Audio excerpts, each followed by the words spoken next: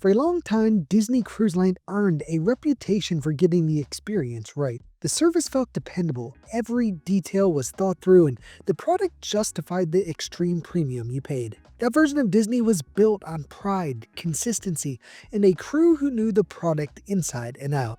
But in the years since COVID, much of that has thinned, and longtime Disney cruisers have noticed. The Disney magic is still there for some, but it no longer feels like the one many people remember, including me. Hey y'all, I'm Evan with Family at Sea, where we help make every cruise unforgettable. This video isn't about whether Disney Cruise Line is good or bad, or whether people should still enjoy it. It's about how a cruise line that stayed intentionally small for decades changed its approach after COVID, and how those decisions have reshaped the onboard experience. And to understand why the Disney magic feels different to some longtime cruisers, you have to look at what the line was built to do and what it's trying to do now. And that's where this story really starts. If you're ready, I am. Let's go. When Disney Cruise Line launched their first ship, the Disney Magic, back in 1998, it wasn't trying to compete by being the biggest or the flashiest ship on the open seas. It competed by being deliberate.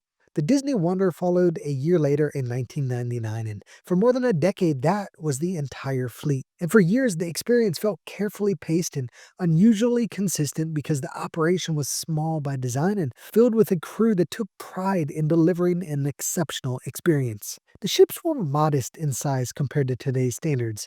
Itineraries were familiar, and the onboard rhythm made sense quickly, even for first-time cruisers. Dining teams stayed with you night after night through rotational dining, cabin stewards learned your habits, and small issues were often resolved before they even turned into conversations. It took Disney more than 10 years to add its third ship, with the Disney Dream launching in 2011, followed by the Disney Fantasy in 2012. But even then, the fleet only grew to 4 ships, a number that Disney Cruise Line would stay at for the better part of another decade. And what stood out during this more than 20-year stretch was not any single attraction, it was the feeling that the operation was confident enough to slow down. Crew members often stayed with the line across multiple contracts, sometimes moving ship to ship as the fleet slowly expanded. And that continuity showed in how smoothly things ran and how naturally crew interacted with guests and with each other. And the ships themselves reflected that mindset, with public spaces that felt balanced rather than crowded, and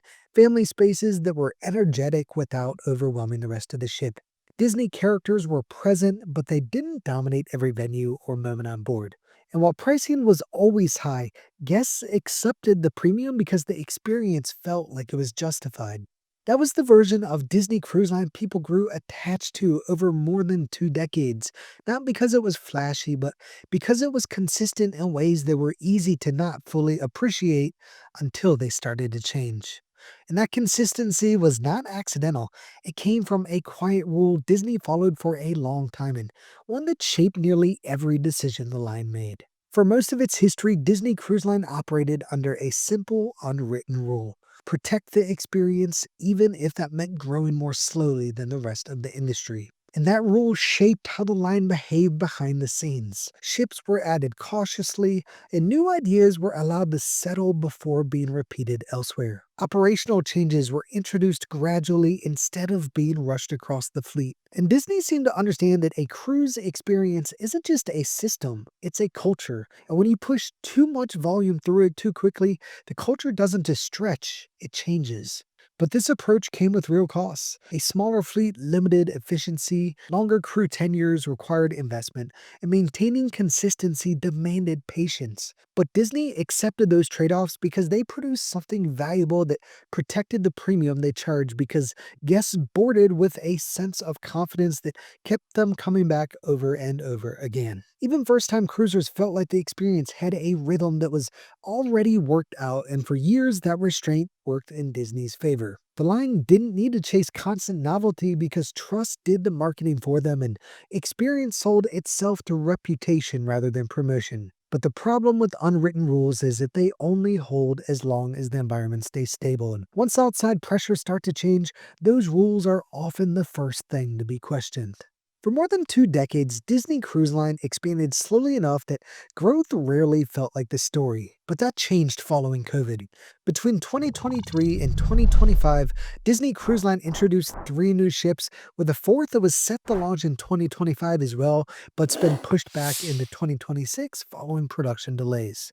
In practical terms, the line has added as much capacity in just over 2 years as it built over the previous 20. And what matters more than the ships themselves was the commitment that came with them. Disney didn't treat this as a temporary surge or a short term recovery plan. It laid out a long runway of future ships with new home ports and new ship classes stretching well into the next decade. At this point, it's clear that Disney has stopped behaving like a boutique operation that provides intimate cruise experiences and has begun positioning itself as a scaled cruise brand much more focused on profits than creating the magic that was once the cornerstone of their brand. And look, guys, from a purely financial perspective, the new direction makes sense, right? Demand returned with a vengeance following COVID, with prices and profits soaring, and Disney saw an opportunity to turn cruising into a more significant and predictable business line. For guests, however, it's completely changed the cruise experience that they were loyal to for more than 2 decades. And the biggest changes haven't been the ships themselves,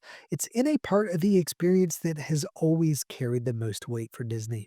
For most of Disney Cruise Line's history, service quality was protected by familiarity. Crew members knew the ships, they understood the flow of a sailing, and they had enough repetition to anticipate problems before they surfaced. But that dynamic has become harder to maintain as the fleet expansion has accelerated. New ships required large numbers of new crew members, often brought on quickly and spread across multiple vessels at once. And experienced leaders who would normally anchor a ship were now being asked to cover more ground, mentor more people, and do it with less time than before. The result has not been a sudden collapse in service, but it's been a gradual loss of consistency. The dining still works, but interactions feel less intuitive and there's just less of that Disney magic. Cabin service still happens, but small details are missed more often, and guest issues are still resolved, but they take longer and require more escalation. These aren't failures caused by individual crew members. They're the natural outcome of asking a service-driven culture to scale faster than its training and leadership pipelines were built to support. Longtime Disney cruisers noticed this first because they knew what the experience used to feel like, as the differences have shown up in the margins where Disney Cruise Line had once separated itself most clearly. What had been a strength built on depth and repetition is now being stretched across a much larger operation. While the experience remains good for some guests, the Disney magic that has kept their most loyal cruisers coming back time and time again has begun to fade. But it's not only a cruise stretched thin that has transformed this once beloved cruise line. As the Disney experience has become less consistent, other parts of the cruise have begun carrying more of the load. And that's where another shift inside Disney Cruise Line has become much more obvious. In its earlier years, Disney used intellectual property as an accent rather than the foundation of the experience. Characters were present, but the ships themselves felt like complete environments on their own. Lounges, restaurants, and public spaces worked because of how they were designed, not because of what franchise was attached to them. But today, that balance feels different. On newer ships, intellectual property sits at the center of the experience, with venues and entertainment increasingly built around specific films and characters. The intention is immersion, but the result is an experience that feels more directed and less flexible. And for some guests, that's the draw. Families with young children and dedicated Disney fans enjoy being surrounded by familiar stories throughout the day. The experience feels tightly curated and unmistakably Disney. But for many longtime Disney cruisers, the change is more noticeable. Spaces that once felt open and adaptable now feel more scripted, and the ship works harder to hold your attention but gives guests less room to settle into their own rhythm. But here's the truth. This shift follows a clear logic. Intellectual property scales easily. It creates instant recognition and reduces creative risk in a way that culture and service never can. And the result is that the Disney magic becomes something that is presented to you rather than something that develops naturally over the course of a sailing. And that tension has become harder to ignore as prices continue to climb.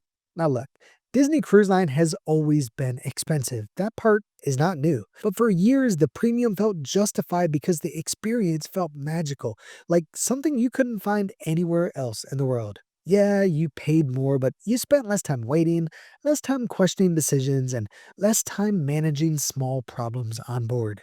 The value showed up in how smoothly everything worked together. And today, as prices continue to rise while the experience itself diminishes, more and more loyal Disney guests are beginning to question if it's really worth the price you pay. The small inconsistencies that once disappeared into the background now sit closer to the surface. And when the experience leans more heavily on branding and spectacle than culture and crew, the margin for disappointment narrows. Guests are less likely to turn a blind eye to inconsistencies and justify things as one off experiences because the extreme prices you now pay to sail on Disney create expectations that are unforgiving. For first time cruisers, this disconnect may not hit quite as hard as the ships are still impressive, but for guests who have sailed on other cruise lines and are trying Disney for the first time, or for the long-time Disney cruisers who remember how things used to be, the equation feels different.